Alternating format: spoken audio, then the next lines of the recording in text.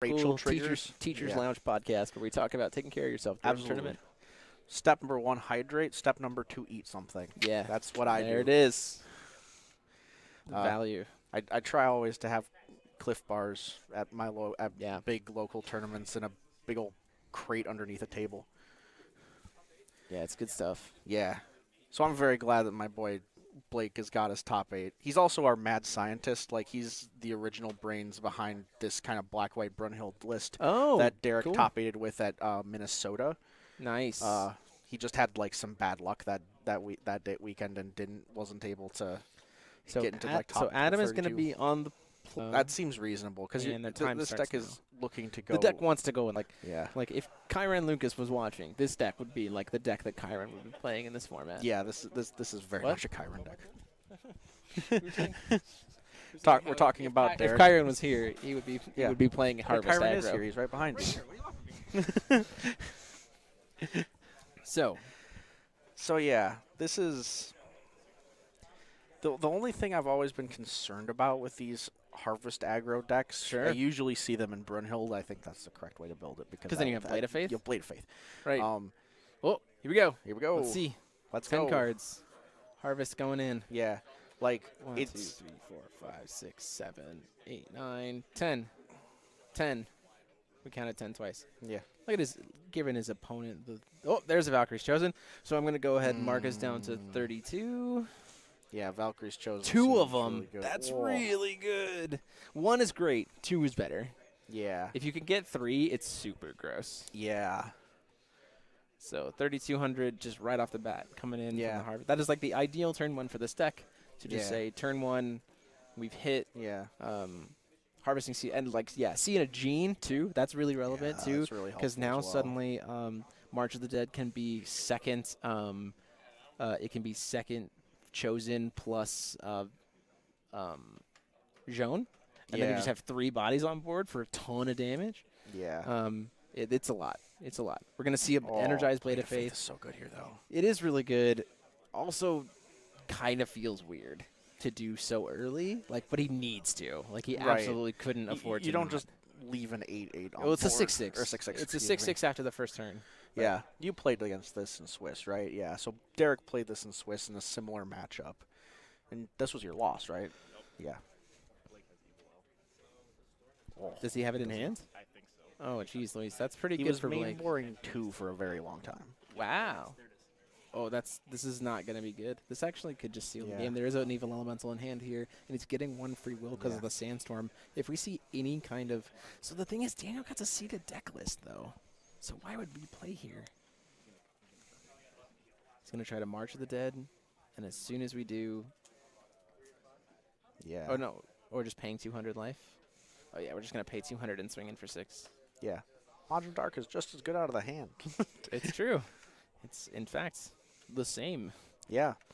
So that's always been a worry for me when I've looked at this Harvest Aggro deck is that, you go real hard in the paint for, the first 3 turns, and then you're kind of like... Oh, yeah, it runs out of gas real quick. Now what do you do? and Daniel was talking about this, too, against Alter decks, where he gets if he doesn't kill them by turn 5, he just, can't do anything. Yeah. Messenger of the Sun. Okay. I don't hate that here. It turns into a potential power. It doesn't feel super great. That is a March of the Dead. The question becomes, are we going to walk into it?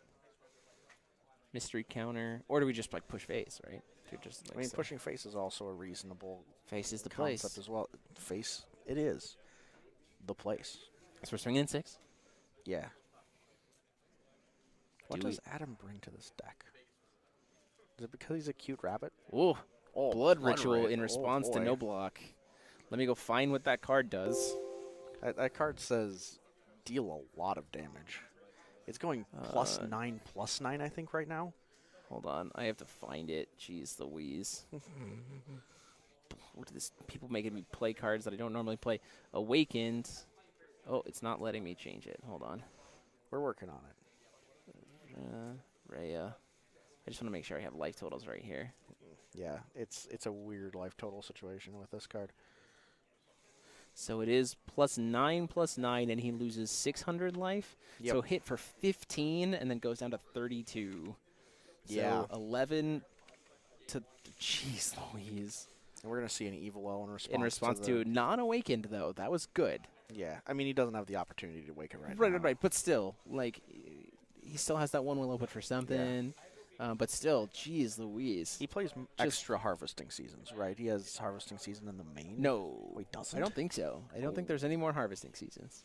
That's worrisome. Once the Evil L has dropped. But again, 11.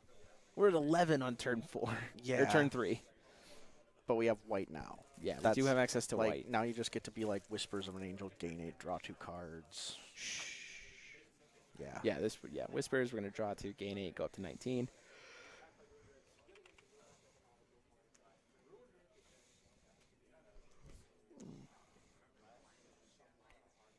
I think Blake's a little shaky. Yeah, I think so too. I mean, I would be. Yeah. Top 4, your first ever top of a GP. Yeah. You want to get the invite to Japan. You want to make it there. Oof. Oh, there's a Jeanne d'Arc. That's a Jeanne d'Arc. That white will is not going to do anything. Yeah. So John's just going to kill that Majin Dark Elf. And I think Blake is on the correct plan here, where his plan right now is just, I'm going to pick off everything on the board. So I have Evil L, I've run you out of a lot of your resources. Now it's just playing the rest of the game. Right. There is an Astema there in hand. I don't think it's completely wrong to just play Astema here. Yeah.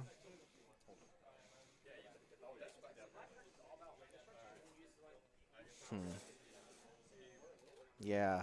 It's an interesting... Now the question just becomes what's our line here? Right.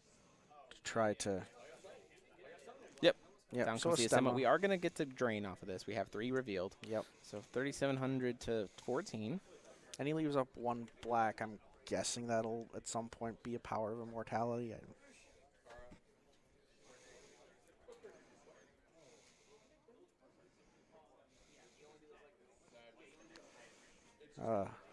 Some conveyance on what life total is currently. Yeah. We probably have it all wrong. Someday I'll get that tablet to work. Oh, jeez. Right. I just realized that my timer on round is a blood ritual. Jeez Louise. So that's where it went. Jeez Louise.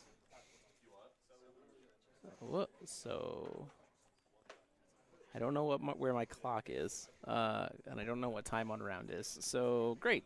Derek, go find out what time on round is for me, please. Thank you, Derek. Just walks over suddenly. Yeah.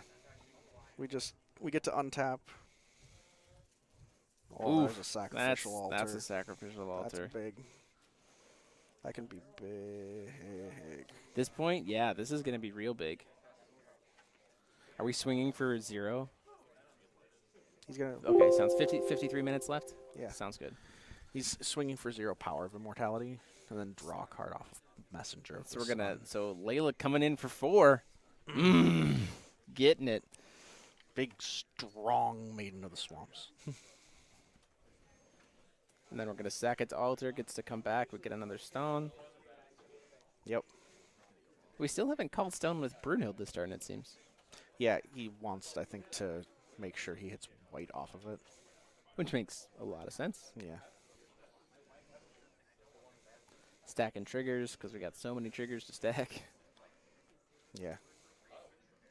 Do you just immediately sacrifice the Layla to altar again? Or do you swing with Joan first? It depends, I guess, on what you're worried could happen to, like, specifically your Jeanne d'Arc. Right. Because you don't really want your Jeanne d'Arc to just, like, die. It's true. It's very true. I think Blake's playing Iron Hydras, right? Okay. Yeah, so he at least has that option to be able to bring it back if it does die. Yeah.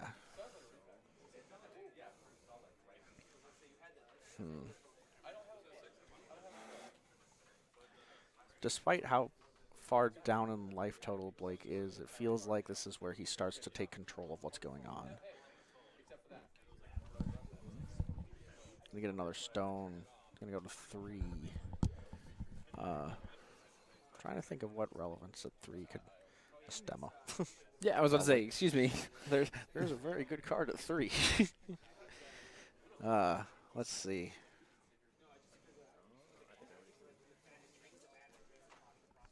I think he's also considering, like, Dispel or something.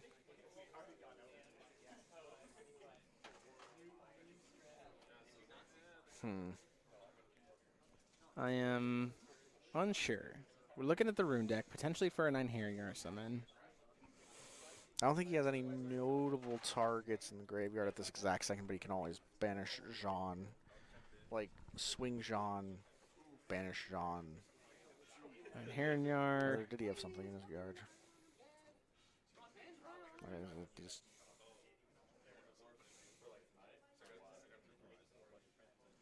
No, that's not how that works. I don't think that's how that works. Hold on.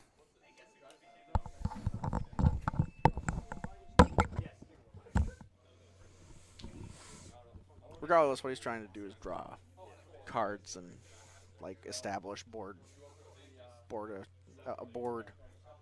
words and stuff. You know, words. I feel like the more correct line here is, like, swing Jean, try to proc damage. If he blocks with Athenia or Stemma, just like. I think his play should have been.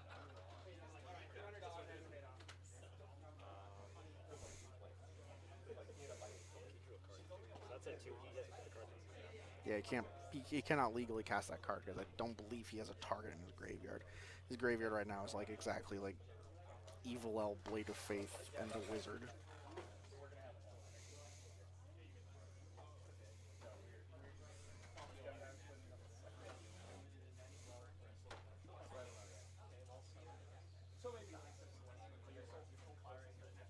Okay.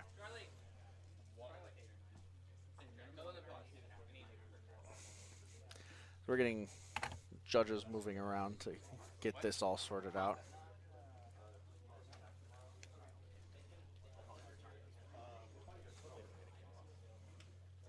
I hope so too. It seems like it would be a lot to give a game loss, but I don't know. Oh, yeah. Okay.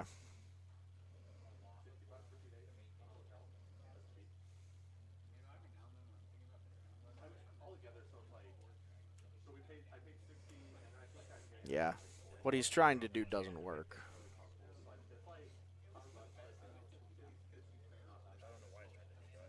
I don't know either. Yeah, like, that's the more logical thing to do here. But what can you do? That doesn't make sense to me because it's not legally castable. Yeah, like, he cannot legally cast that card, so he can't. And it's a, and he would, you know.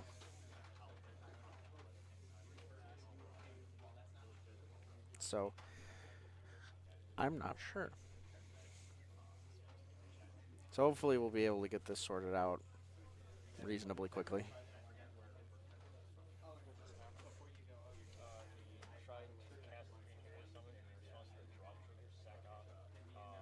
Messenger.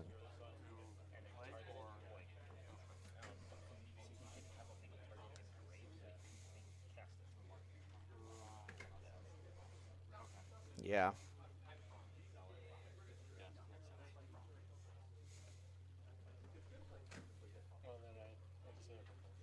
Yeah. That's the hope.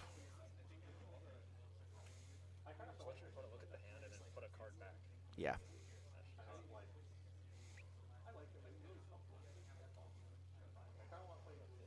Yeah.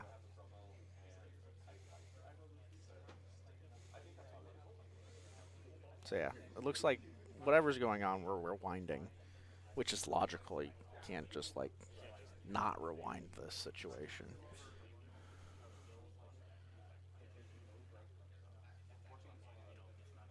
Yeah. So what they should do is have the opponent look. I mean, I don't know how forceful. Yeah, I don't know how forceful exactly does it. I thought it was how that you have them look, and then they pick a card, bottom deck it, and then you continue.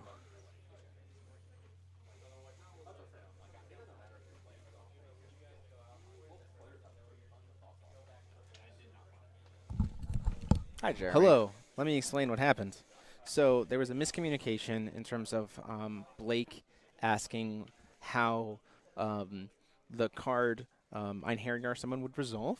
Yeah. In terms of does it pick a target at casted resolution, but the way it was asked was kind of like asking like if I cast this and banish brute and banish, can I then target it and everything? So like a judge can't answer how a play line works. Right. A judge is allowed to answer, can I? What? No. No, it's been on board. It's been on board.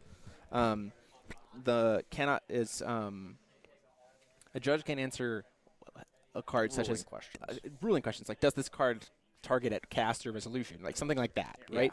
So, but because of how it was asked or whatever, we rewind back. But the problem is, so there's no legal target for Einherjar currently, and he had drawn a card for casting Einherjar off of the messenger, and it was in his hand.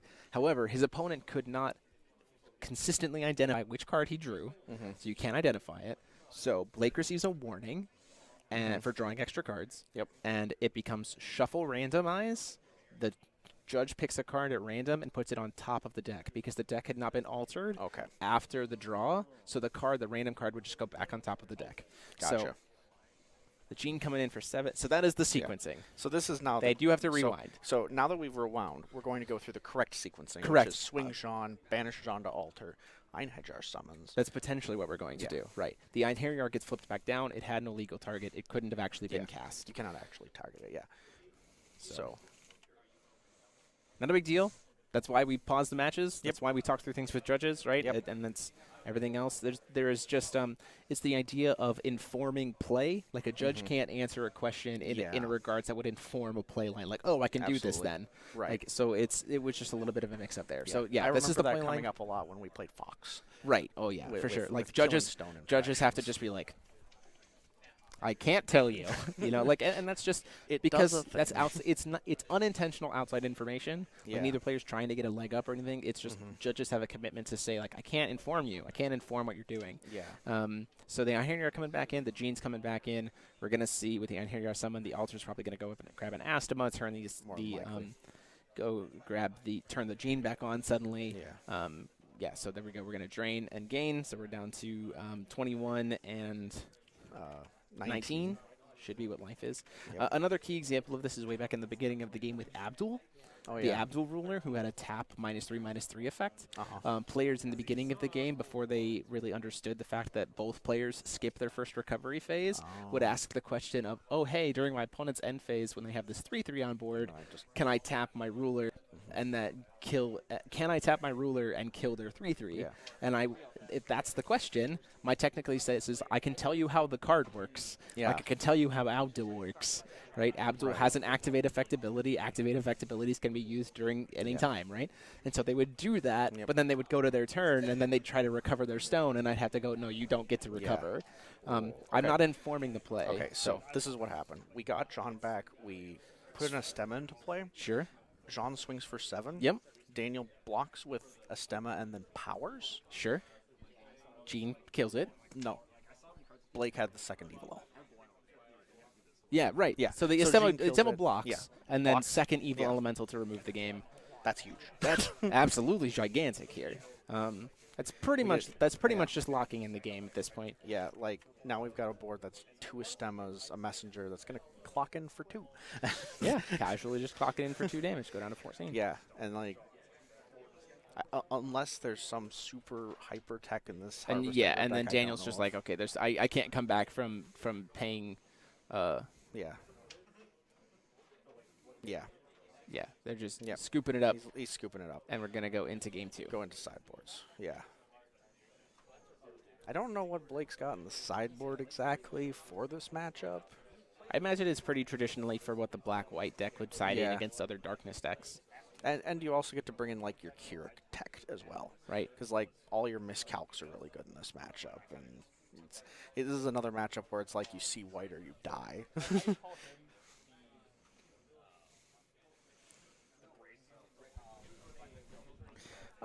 Skull Reaper, the other decks in top 4 are Loki Machines and what was the other one? Lucy Dark Elves. So the Lucifer Dark Elf list, which is basically Lucifer aggro with some Dark Elves kind of mixed in for some extra reach. And, yeah, pretty classic standard Loki machines. Loki Doki Literature Club. yeah. It's not exactly the same list as the Loki Doki Literature Club. That one was a little bit. That one was actually running like dinosaur surfacings, if memory serves. Yes, and stuff it like was. That, it was absolutely. So yeah, going into game 2, I also have no clue what Harvest Aggro side's in. Yeah, I don't either. The only thing I can think of is maybe some burn for reach, right? Like I know that in my deck we were playing in the sideboard. I know the one from Singapore was playing 3 Dragon's Palms. Okay. In the side, so that they just had this like poke for forward instant speed. Actually, the big value for that though is you play against a Keurig or a deck that's randomly playing Ultra Dragon, and then and now you have an out Ultra Dragon. Right, that too. Yeah. But it can also just be 4 damage burn. And when you're dealing with things like a Stemma, where people are like paying themselves down really low, or like you need to kind of like do some shenanigans with life gain decks, you can kind of instant speed trick them out. Yeah. We don't have any like lava dart effects in this game where we have like flashback. We don't. Sure. Yeah, we don't have any like. Cause that would be really good in this deck. Where Yeah, you can for be sure. Like, oh, I milled my burn spells. Just cast them again. Yeah. Right. So. And meanwhile, the closest thing we have to that is high speed. Yeah. And you need strength counters for that. You do. And yeah, we're not. But we were not seeing getting sprinting time horses in this top 4. Yeah, like, I mean, yeah. What kind of world do we live in? You know. I tell you, if you told me that this is what we were going to be seeing today, I wasn't gonna believe you. Right. And yet here we are, Harvest Aggro versus Black White Brunhild. Yeah, I mean, I'm really happy with the way this turned out. I mean, I love seeing diverse top 8s. Yeah. I love seeing. Adam gets his first. top 4. Aver gets his first ever top, and it makes it all the way to top 4. Yep. Could definitely still turn it around here. Yeah. I mean, the deck, they have about 43 minutes. When I walked over to the table, they had about 43 minutes left on clock. Yep. And they had and then an extension, so really they're about 48, 45. It was a very fast match. Yeah, like it's really, really fast. And based on how things go, I mean, like Harvest Aggro could just be like, okay, cool, turn for lethal. Like, it's very possible. Yeah. So. Yeah, there's Dustin. A bunch of our locals are in chat, so we get to. It's nice to say hi to all of our locals who are no chilling worries. out. So, hello, all of my locals friends. So, cheering on. Blake, Daniel getting to choose to go first again, which is what he wants every time. Absolutely. So we'll see if he gets the turn 1. He's been pretty successful with the turn 1 harvest so far. The dream turn 1 harvest is like quad Valkyrie's chosen. Yeah, then they're just gone. Then they're just never. You don't want Prados. And 2 Johns. Yeah, 2 Johns. And a couple Astemas, right? Yeah. Let's just 10 bodies that we can reanimate. That's what we're looking for. And then your next 8 draws are all reanimation spells. Yeah, just turn 2, we're playing Einherjar, summon, double March of the Dead. Double March of the Dead for double genes. Just crack in there. This deck might actually be real once Dark House is a thing. For sure. That's a thing I have to consider now. Yeah, absolutely. This deck is very much a potential for a real thing. All right. Because then they have more ways to get stuff to grave, right? Because they could use Dark Alice to like discard the dead stuff in hands, fix their will a little bit better. That's the thing. You got to watch out. This next, who won the Canada GP? So Josh Patton technically won the GP with Keurig. However, he gave the invitation. I'm not sure exactly how they're handling it, but the invite is going to Dylan Hunt. Yeah, because Josh is not 100% sure that he's going to be able to make it. Dylan is already going to be in Japan for Worlds. Yep. So for just in general, and so Josh was like, hey, at least this way you can go play, and if I didn't happen to be able to make there, then didn't steal. So I don't know if I see a Valk's chosen in there. Yeah. See a Sword of the New Moon. That's not a great. No, that is not even a gene. Frontline warrior. Is there any genes in there? That seems real bad. Yeah. We're gonna do it. We're gonna grab Frontline Warrior. 6. And as far as deck archetypes go, Lucifer, and it was Dylan Hunt was playing Lucifer, and Josh was playing Keurig. Yeah. Yes. Him and Ryan Miles both showed up playing Keurig. Yep. Turn 1 Whitestone. There we go. Blade of Faith. Yep. Don't even have to use Energize for it. And that feels great. Because now you just get to have your Energize, and you just get to, like, cast Whispers of an Angel, and that feels really good. That definitely is probably what Blake really wanted to see here in turn 1. So Especially after seeing the kind of pretty suboptimal pretty suboptimal Einherjar summon. Yeah. Like, that's what Frontline Warrior is there for. Right. Because it's just like, I'm also a hit off of Einherjar summons, right. but it's like the one you don't want to Yeah, have to it's play. the one you definitely don't ever want to the five Harvest Aggro runes are Einherjar summon, Harvesting Season, Power of Immortality, Sandstorm, and Sand Awakening. Yeah. Okay. A lot of Divinity 1s. Yeah. You'll never have to worry about not resolving. Ooh, nothing like that good old Vanilla Hardcast John 7-5. Oof, this is not a good start. Yeah. This is not the start that Daniel wanted for game 2. Now, there's a possibility that this gets awkward for Blake because, like, he can go. Okay. Immediately now it's not fine. awkward. Yeah, because we have Now it's darkness. fine. Yeah. Double white could have been weird because he does have a lot of black cards that he does need to cast at some point, but now he's probably fine. He's just like, here's a Layla. Or maybe a Messenger? Looks like it'll be a Messenger. And then he's going to just energize out a something? Whispers more than No, one. okay. No, we're just burning Energize in the white for the Messenger. Yeah. Correct on Eugene's front. Shout out to Zemon for basically inventing this deck. Yeah, no, it's absolutely crazy. He put it into the just people's noticing. Yeah, I had an absolute blast playing it for the channel. Nice. Like, if you want to see it be seen, be played more, or see a deck profile for it, we have it here on the channel. So definitely go check it out. Yeah, it is an absolute blast. 7-5 coming in. Messenger blocking. Power of Immortality. Yeah, that sounds a lot like a Power of Immortality. Drawing a card. Sounds a lot like I want to draw some cards. Oh, Sword of the New Moon in response. He's still going to get to draw a card off of it. Yeah. Gene going in for 7, down to 27. That damage is going to go through. Yep. Does draw the card still. Technically, the way that sequencing should work is it's Messenger dies, draw a card, then 7 damage. Yeah. If you're wanting sequencing information. Majin Dark Elf. Yep, we're just going in. We're turning things sideways. Yeah. Just slowly. He's finally getting his aggro creatures like out. It's a little bit late, but 21, 38. Do we have a third? What do we have here? March of the Dead? yeah. March of the Dead would be pretty solid here.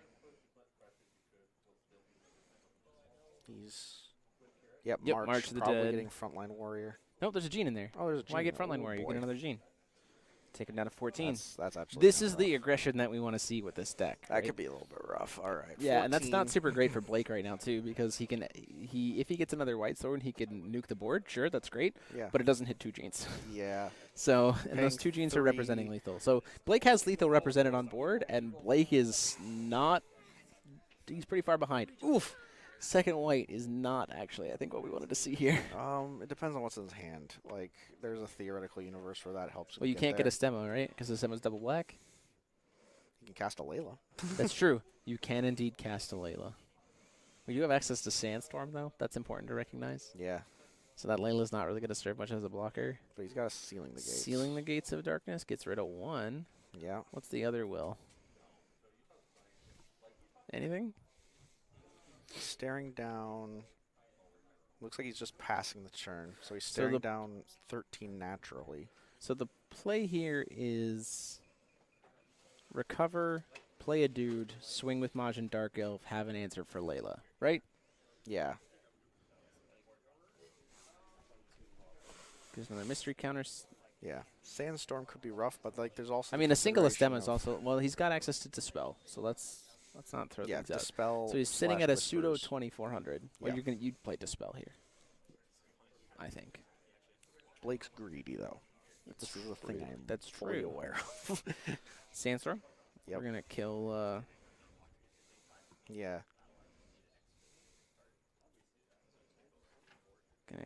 kill the Layla. Now we do have Life Severing Blade live here, although I don't know if Blake is playing any Life Severings. I want to say he is, but I also don't know exactly what his list is. Swinging in for 7, takes him down to, I mean, sitting at 7. Sitting at 7. Swinging down to 6, take him down to 1. Maybe? And he's sitting at 1. Command of Life and Death. Gets a Majin Dark Elf. Whoa. I mean, we have the will for Dispel. Gain a grand, go up to 11.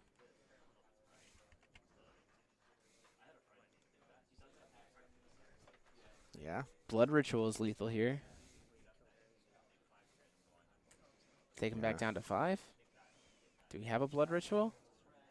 Oh, he's just going to grab Frontline Warrior. So if there's no removals, well, yeah, that's lethal. It's 12 damage. Yep, looks like it scoops it up. So really, that just super aggressive. Yeah. Having all the commands.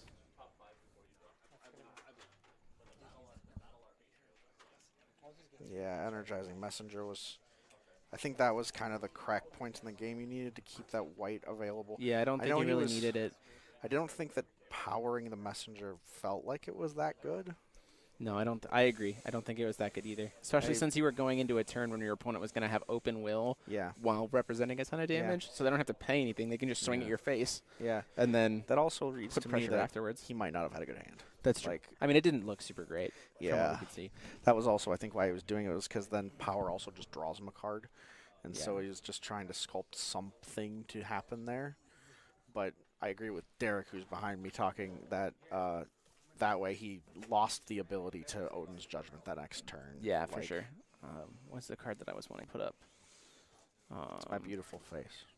No. Dang. That's Command of Life and Death. Oh, yeah, that's a good card. Suddenly, paying 2 to grab a 1-drop from Grave turned out okay. Yeah.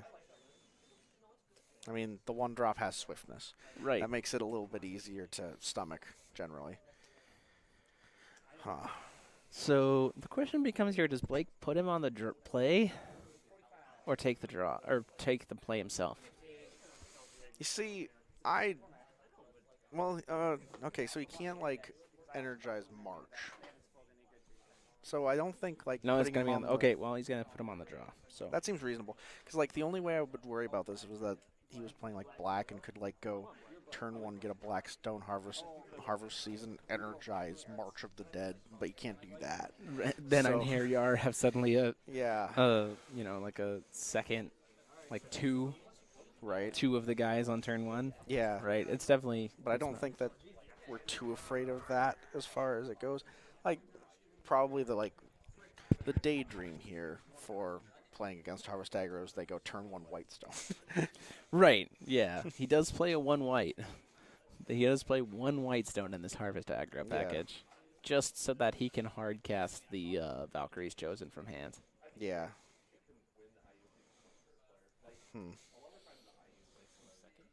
Yeah. No, he's going first. That way his opponent doesn't get turn 1 swiftest thing. I mean, he still does. What does the Harvest Aggro deck get from having a white energize? Dispel. Yeah, he got that Dispel. Which can pop an altar. He's gonna get him. So yeah, the fifth rune isn't Sand Awakening, it's Dispel. It is? Oh. Yeah. Huh. All right. And that's what the Brunhild deck was doing too. It was just playing Zemo, and yeah, you said like we keep it in the rune deck just for energize if we get white, so then we can pop an altar and our opponent's not expecting it. Yeah. I mean, hey. So here's the question, right? Does Blake recognize that this is what he's doing? I mean, deck lists are open at this point. Right, the deck lists are open, but how much are you paying attention? I suppose. We'll have to see.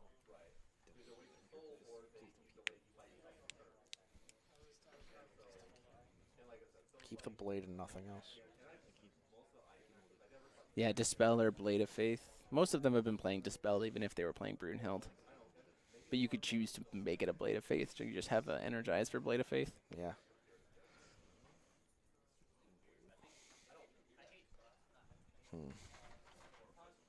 Oh, turn 1 white stone.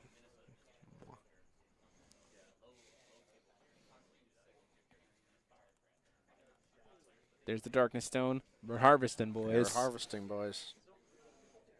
See what we get. So this is the card we're talking about. What is a Dispel. It's mark? gain 1,000. It's gain 1,000 or pop an addition. Yeah. Yeah, I agree on the meta call. Yeah, it's opinion, definitely. Eugene. We did see. Oh, we're going to get cracked in the face for 8.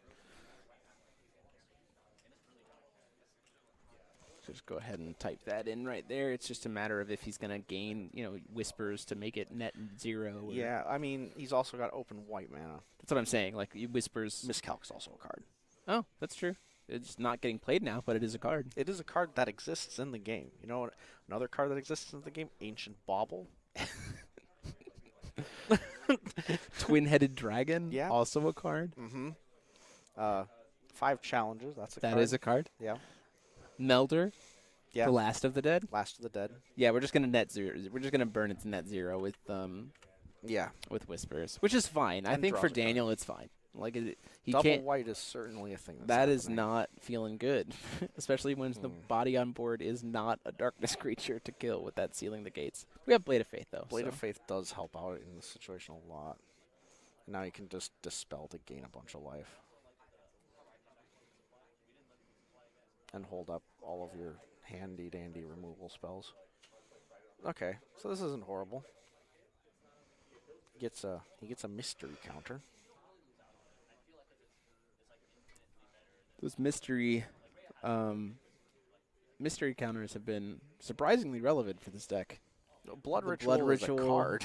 Yeah. I think what I see like that is a horrible harvesting season. It was a Valkyrie's Chosen and like a frontline warrior. Yeah, That not good. It was a lot of spells. We saw double March of the Dead get milled, which feels Yeah. really uncomfortable.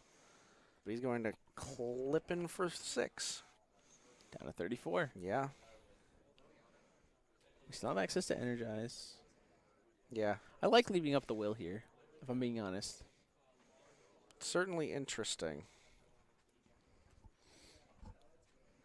I would also gain 10, admittedly. Just right now? Right now. Burn it during the just upkeep? burn it. No, Well, we're not doing choose that. to keep it up. Well, we're not doing that. I'll trust him. He's been piling the deck pretty dang well today, so what do I know? I am concerned that that altar with the Blackstone is going to get him punished. He does have a Layla and an altar in hand. I am concerned that he's going to just say, play altar.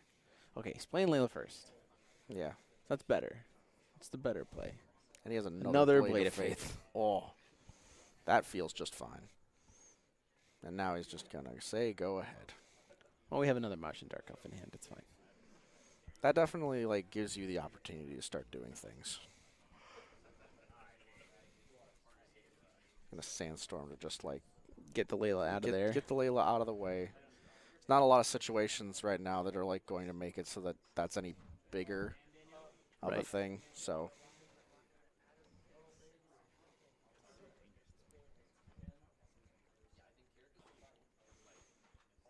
leaves them up with 2 mana. Paying 2 here. We have a Martian Dark Elf coming in. Vroom. Speed.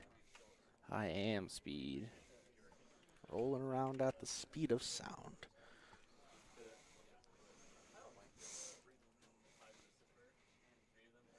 And so I'm not sure where we get. 36-28. Yeah, 36-28. That's a much higher life total than you want Blake to be at if you're the Harvest Right now, Hour yeah, player. for sure. The thing is, he can potentially disrupt Blake's play based on when he plays the altar. Yeah, Right? So, like... but it depends on what his next few plays are. Like, Oh, we have another one. oh boy. If one's good, two's better. Yeah, 34 to Who needs to 20. reanimate? We just play him from hands. Right. Just like Jeff Finnegan intended. Just like Jeff Finnegan intended. So, yeah. I mean, there's certainly been worse universes than going March of the Dead? to Oh, March of the Dead would have been clutch here. Yeah. Part of the thing that's a little bit awkwarder for Blake is that all that he's seeing is There's the Dispel. there's a dispel. And he's like, okay, you've got me too low here. We need to not miss this during the upkeep. We're going up to 32. This is a situation where you could almost own his Judgment. These are starting to get annoying. Yeah, I could see that.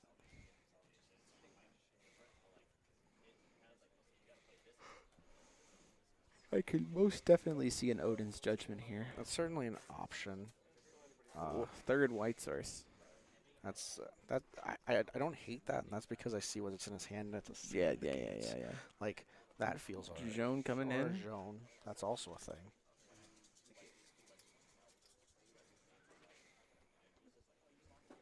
Blade of Faith. No, so if we have a response to this, if we have a Sword of the New Moon, this is actually not good. Do we have a Sword of the New Moon? He is What? playing power, yeah. Yeah. Yes. He's also playing.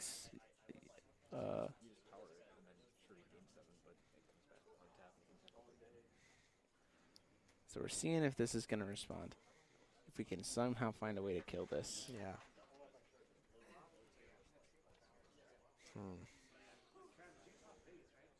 Yeah, Daniel's trying to figure out what his line is going to be here. Because power is definitely an option, but there could be other Power is definitely an considerations. option. I mean, a single Sword of the New Moon actually makes this a dead card. Yeah. But I feel like if we had that, that would have been cast here. Yeah, like, I don't think that you even, like, think. You just... Yeah. Sword of the New Moon, we kill you now. Weirdly enough, a blood ritual actually would be good here too. I mean, because it would save it. Blood Writ would just, like... The Power of Immortality is just a better play. Power is better, because then you have just Blood Writ for the next turn to push damage. Oh, nope, it's just going to get killed. He's just going to let it die. He So might be trying... gains 7 up to 39, just undoing all that work. Yeah. I wonder if part of the thought on Daniel's point here is that now he has to try to push damage through with, like, Estemas. And so he's holding the power for something like that. That's a possibility I'm wondering about. For sure. So now we're at 39 and facing down a Majin Dark Elf. Indeed. Astema. Probably Astema. Looks Not like an a- Astema. Oh, yeah, it looks like an Astema. If it looks like a duck and it talks like a duck, Yeah. it's probably a duck. It's probably an Astema, That's true. usually. If it looks like a duck and talks like a duck, it's probably an Astema. Yeah, that sounds about right. That's some rules to live Someone by. make a shirt. Derek, I expect you to be wearing that shirt next time I see you. All right, so Astema comes down, enter trigger on the stack. We're going to see a Sealing the Gates.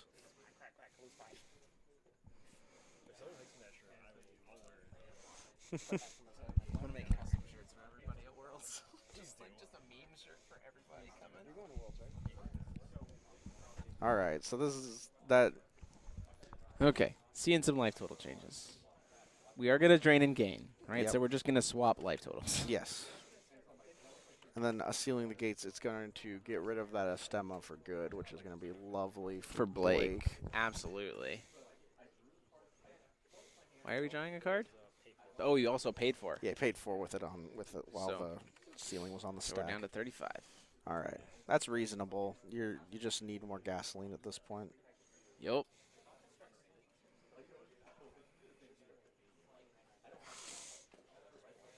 He's gonna block here to protect, and then also turn on his Ionidra summons as well. Oh goodness! I think he's drawn all 4 of those. Yeah, I think they are. They are all out. Well, you don't have to worry about him top decking anymore. Yeah, we're just going in. Yep. So I didn't know Kyron Lucas was here today. I knew his twin was here today. I didn't know Kyron was here today. You know, channel in the inner Kyron. He's like, what? Turn that shit sideways. If it ain't red, it ain't good. Right. Good old Kyron Lucas. That's the 4th white stone. Well, there's nothing but darkness from here on out. Yeah. What's in Blake's hand? He's not playing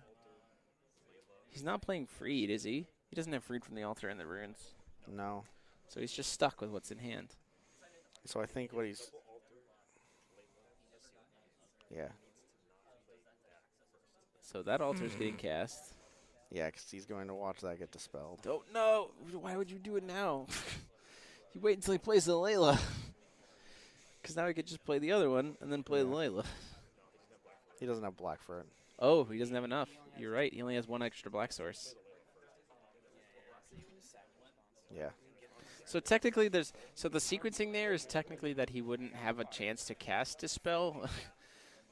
He should have priority. Yeah. But it doesn't really matter. Ultimately, it's not going to really change much about the sequencing. Like, he would go to cast the Layla immediately afterwards to get dispelled, but anything else, it's just a sequencing thing. Technically, Alter doesn't cause a trigger when it enters the field. Right. So once the dispel, the Alter resolved, Blake would return to having priority, so he could cast the Layla. But the Layla would not be on board, and then he'd dispel the Alter, and then he'd feel bad. Yeah. So now So you're he's at got this awkward point where you've got 3 white mana and nothing to do. Yeah, he's got because Sealing the Gate of Darkness is a great card unless the card is red. Yeah. Or white. But the positive thing is though, like, they don't have a ton of like good red cards left. Now the rest of their red cards are Frontline Warriors, which are okay. Yeah. Like a hasty 6/5, sure, but I'm at 28. I'm not that afraid of that. And it's going to be like, oh, that's a John, get rid of it. Oh, that's an Astema, get rid of it. You know, it's not. We're now at the point where it's going to start being more valuable going forward. And there's no option to hard cast your Valk's Chosens right now. So that's true. We do not have any white will available to be able to hard cast Valk's Chosen. And if you like overcommit to this board, you're staring an Odin's Judgment in the face. So that's like this awkward point, because like if there wasn't an opportunity an Odin's Judgment could happen, you just like play everything in your hand and then just try to just work around everything. Right, but we haven't seen an Odin's Judgment yet, so we know that it's there. Because I believe the last 2 runes are just power. Is that an evil elemental in hand? From Daniel? That's possible. Evil El would definitely come in this matchup.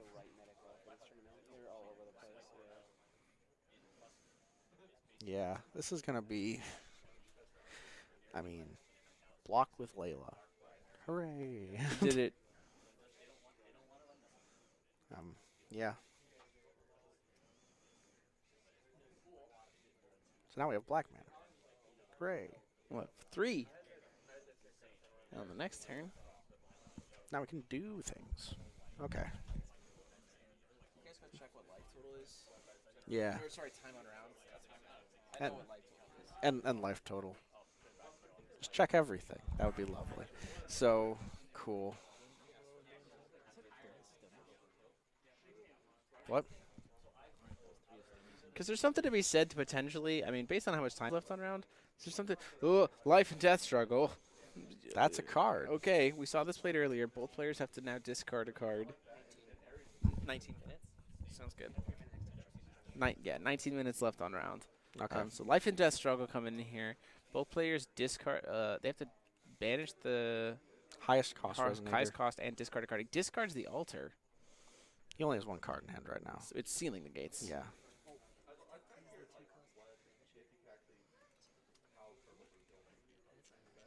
He discards an Astema and is going to command it back. That's really good play, I think. Yeah. And then enter trigger, we're going to sealing that. That's fine, though. We're still going to technically gain 100 life, go up to 34. We're going to get to draw a card. A fun option. And now take him down to 2,300. Depending on what gets top decked, a fun option now is we can just Judgment Brunhild. That's true. Not a ton of great stuff in Grave to get, though. I mean, there's a Jean, I guess. Yeah, not a huge value. Or if I was right about that evil elemental uprising that's still potentially in hand, a Brunhild Judgment here would actually feel real bad. Yeah. But you would still be left with a 12/12. So to a flyer, not wrong. Yeah. He has untapped Brunhild. Let's see. Trying to see that hand. Can't. Daniel's playing with his hand all tipped back. Yeah. Looks like he's going to do it. Yep, here's the Brunhild. Do we see... Oh, we're going to flip over the stone. Yep. Because it triggers... I don't remember exactly what Magic Stone triggers. We're targeting Grave. Evil Elemental... You don't have it. Okay, we didn't have it. Okay.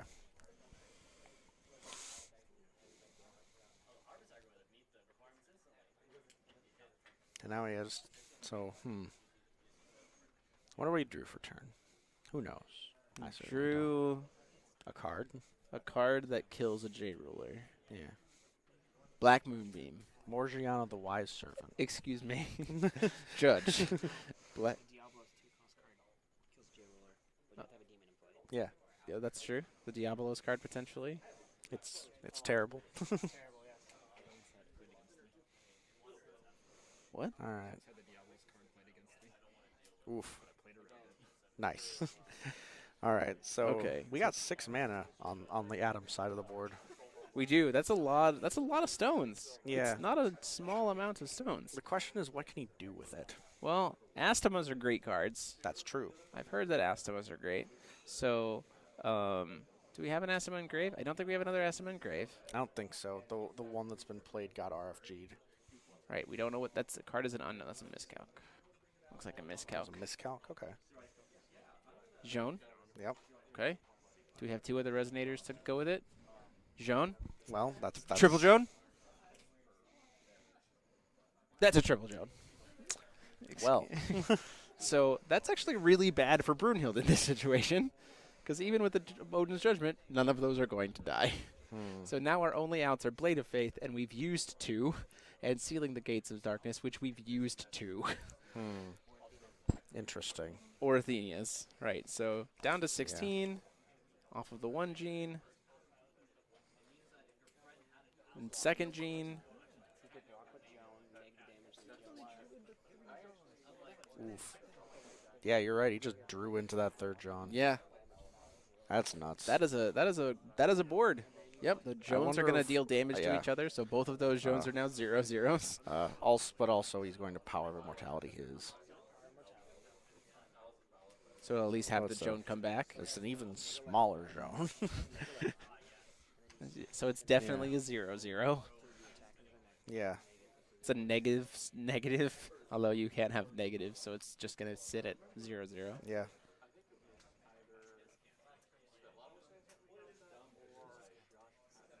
And then another 7, probably. Do you just swing in? I think you just swing in. Probably. Perfectly safe. Or do you not, because you would you put yourself at risk of killing these, getting a stemmed? You don't swing because his Joan can swing into one of his Jones and do the same thing. It's the same trade script. He's trying to negate as much damage as possible. Right. I'm sure he has Jones, but they're all neg 7. There's only 1 attacker per 7. The rest are all 0s. So Yeah. basically the same. Too bad they don't have first strike. It's only if you get it off of Faith in the Darkness. Faith in the Darkness. That would have been the clutch play. Joan, Faith in the Darkness into Joan. Oof. Joan has first strike. It cannot be destroyed. Yeah. And swiftness. Yeah. There we go. I know she has target attack. Get up on it. First strike. You have target attack. You have parasol. That's just broken. All right. This is a very awkward situation.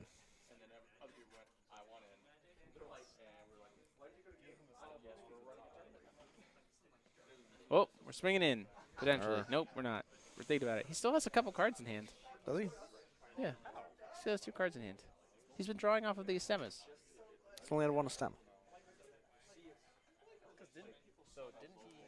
He's going to swing in. Taking it, down to 9. Boys, we need to draw an Astema for lethal. Yeah. All we need is an Astema for lethal. We're officially in that range.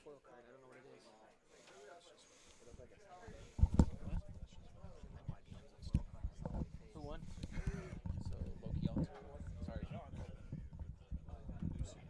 Lucy Elves won? Lucy Elves won. Oh. So Lucy Elves is in finals. Yeah. It's an stem off the top. That's the most clutch top deck I've ever seen. Yeah.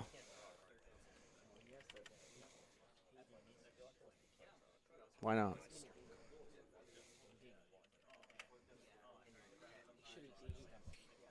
So this will be 19 damage. Oh, Yeah. so then he's down to just a flat grand. But a single Astema off the top, though, is lethal for... Also, 12 coming in here. Yeah. So 12 So it's comes down to in 17. the air. It's 17. If you swung Jean, it goes to 10. Yeah, if he didn't draw. He didn't quite have lethal. But now he has 3 blockers. And a miscalc. And a Miscalc's not going to do miscalc up. anything. Well, it won't do anything against these Johns, but it should do anything against, I mean, as long as he doesn't top deck the 4th John. If he has an Astema here, though, it's lethal. Like, Yeah. if Daniel has an Astema here, it's actually just, it's end of game. Yeah. So, he has 2 cards in hand. Joan into Joan, so they'll just both be 0s. Yep. Makes this, I mean, this is the situation where you're forcing Daniel to top deck exactly what he needs. Yeah. Right. You just gotta force him to have it at this point. Yeah.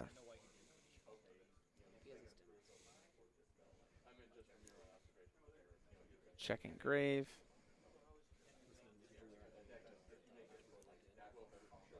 Yeah. If the Joan is 0, how does the other one get negative? The other one was Power of Immortality. The other Joan was Power of Immortality, so it dealt more damage. Whitestone. Relevant. Well, hey. It's not, but we'll say that it is. Well, that's an Astema. And there you go. That's lethal. There's nothing Blake can do against that. That's going to drain 5, and then he just pays the grand and deals another 5. Yeah. So That's game. that's it. That's It game. is. So Daniel taking it in game 3, losing game 1. Losing game 1 and getting there game 2.